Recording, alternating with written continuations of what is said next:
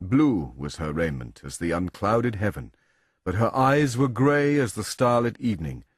Her mantle was sown with golden flowers, but her hair was dark as the shadows of twilight. As the light upon the leaves of trees, as the voice of clear waters, as the stars above the mists of the world, such was her glory and her loveliness, and in her face was a shining light.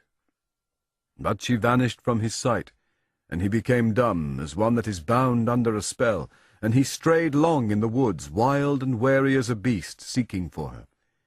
In his heart he called her Tinuviel, that signifies nightingale, daughter of twilight, in the grey elven tongue, for he knew no other name for her. And he saw her afar as leaves in the winds of autumn, and in winter as a star upon a hill, but a chain was upon his limbs. There came a time near dawn on the eve of spring, and Luthien danced upon a green hill, and suddenly she began to sing. Keen, heart-piercing was her song, as the song of the lark that rises from the gates of night, and pours its voice among the dying stars, seeing the sun behind the walls of the world. And the song of Luthien released the bonds of winter, and the frozen waters spoke, and flowers sprang from the cold earth where her feet had passed. Then the spell of silence fell from Beren, and he called to her, crying, Tinuviel, and the woods echoed the name. Then she halted in wonder, and fled no more, and Beren came to her. But as she looked on him, doom fell upon her, and she loved him. Yet she slipped from his arms, and vanished from his sight, even as the day was breaking. Then Beren lay upon the ground in a swoon, as one slain at once by bliss and grief. And he fell into a sleep, as it were, into an abyss of shadow, and waking he was cold as stone, and his heart barren and forsaken. And wandering in mind, he groped as one that is stricken with sudden blindness, and seeks with hands to grasp the vanished light. Thus he began the payment of anguish for the fate that was laid on him. And in his fate Luthien was caught, and being immortal, she shared in his mortality, and being free received his chain. And her anguish was greater than any other of the Eldalir has known. Beyond his hope she returned to him, where he sat in darkness, and long ago in the hidden kingdom she laid her hand in his. Thereafter often she came to him, and they went in secret through the woods together from spring to summer, and no others of the children of Iluvatar have had joy so great, though the time was brief. But Daeron the minstrel also loved Luthien, and he espied her meetings with Beren, and betrayed them to Thingol. Then the king was filled with anger, for Luthien he loved above all things, setting her above all the princes of the elves, whereas mortal men he did not even take into his service. Therefore he spoke in grief and amazement to Luthien, but she would reveal nothing, until he swore an oath to her that he would neither slay Beren nor imprison him.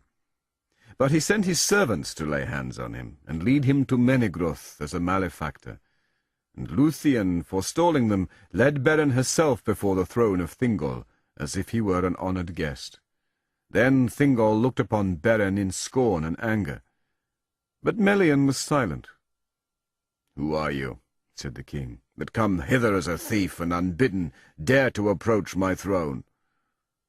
But Beren, being filled with dread, for the splendour of Menegroth and the majesty of Thingol were very great, answered nothing.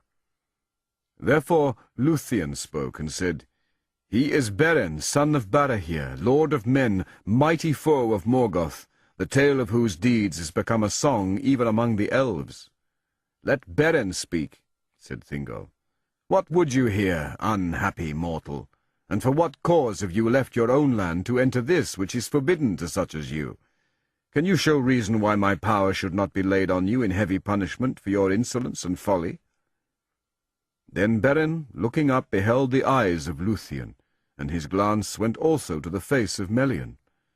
And it seemed to him that words were put into his mouth. Fear left him, and the pride of the eldest house of men returned to him, and he said, "My fate, O king, led me hither, through perils such as few even of the elves would dare.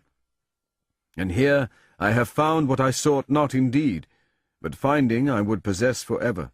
For it is above all gold and silver, and beyond all jewels. Neither rock, nor steel, nor the fires of Morgoth, nor all the powers of the elf kingdoms shall keep from me the treasure that I desire. For Luthien, your daughter, is the fairest of all the children of the world." Then silence fell upon the hall, for those that stood there were astounded and afraid, and they thought that Beren would be slain. But Thingol spoke slowly, saying, "Death you have earned with these words, and death you should find suddenly, had I not sworn an oath in haste, of which I repent, base-born mortal, who in the realm of Morgoth has learned to creep in secret as his spies and thralls." Then Beren answered, "Death you can give me earned or unearned, but the names I will not take from you of base-born, nor spy, nor thrall. By the ring of Felagund that he gave to Barahir my father on the battlefields of the north, my house has not earned such names from any elf, be he king or no." His words were proud, and all eyes looked upon the ring, for he held it now aloft, and the green jewels gleamed there that the Noldor had devised in Valinor. For this ring was like to twin serpents, whose eyes were emeralds, and their heads met beneath a crown of golden flowers, that the one upheld and the other devoured. That was the badge of Finarfin and his house. Then Melian leaned to Thingol's side, and in whispered counsel bade him forego his wrath. "For not by you," she said, "shall Beren be slain, and far and free does his fate lead him in the end, yet it is wound with yours. Take heed." But Thingol looked in silence upon Luthien, and he thought in his heart, "Unhappy men, children of little lords and brief kings, shall such as these lay hands on you and yet live?" Then, breaking the silence, he said, "I see the ring, son of Barahir, and I perceive that you are proud and deem yourself mighty. But a father's deeds, even had his service been rendered to me, avail not to win the daughter of Thingol and Melian. See now, I too desire a treasure that is withheld. For rock and steel and the fires of Morgoth keep the jewel that I would possess against all the powers of the elf kingdoms. Yet I hear you say that bonds such as these do not daunt you. Go your way, therefore. Bring to me in your hand a Silmaril from Morgoth's crown, and then, if she will, Luthien may set her hand in yours. Then you shall have my jewel, and though the fate of Arda lie within the Silmarils, yet you shall hold me generous." Thus he wrought the doom of Doriath, and was ensnared within the curse of Mandos. And those that heard these words perceived that Thingol would save his oath, and yet send Beren to his death. For they knew that not all the power of the Noldor, before the siege was broken, had availed even to see from afar the shining Silmarils of Feanor. For they were set in the Iron Crown, and treasured in Angband above all wealth, and Balrogs were about them, and countless swords, and strong bars, and unassailable walls, and the dark majesty of Morgoth. But Beren laughed. "Ah, for little price," he said, "do elven kings sell their daughters, for gems and things made by craft. But if this be your will, Thingol, I will perform it. And when we meet again, my hand shall hold a Silmaril from the Iron Crown, for you have not looked the last upon Beren, son of Barahir."